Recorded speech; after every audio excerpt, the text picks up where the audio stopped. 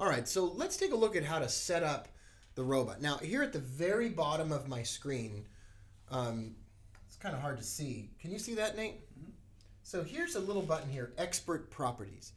These properties are exactly what we want to look at when we're setting up the robot. And what I want to do now is I want to walk through what each one of these items on the list means and what you're going to do about it.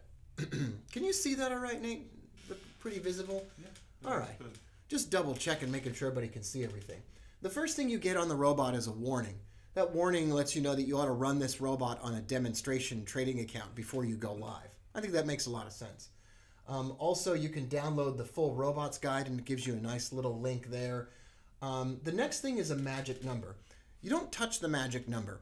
The magic number is a number used by the program to distinguish the robot trades from your own discretionary trades.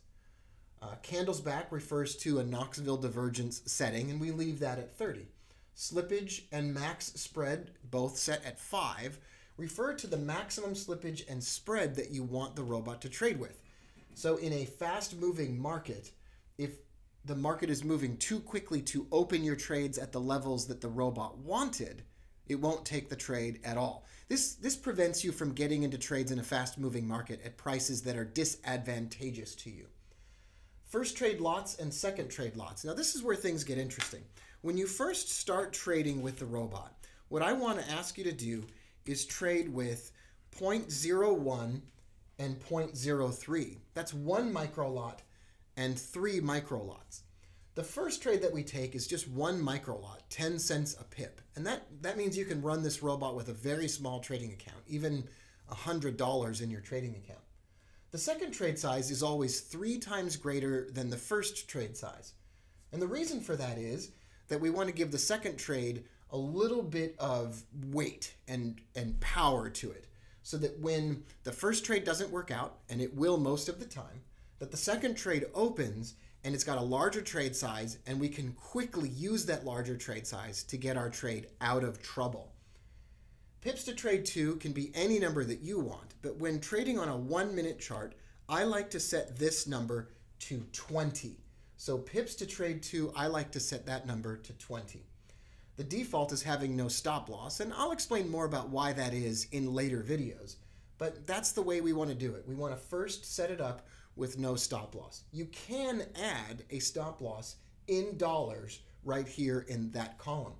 It would be a positive number, and you simply type in a positive number, and if your loss reaches that many dollars, your trades will close out.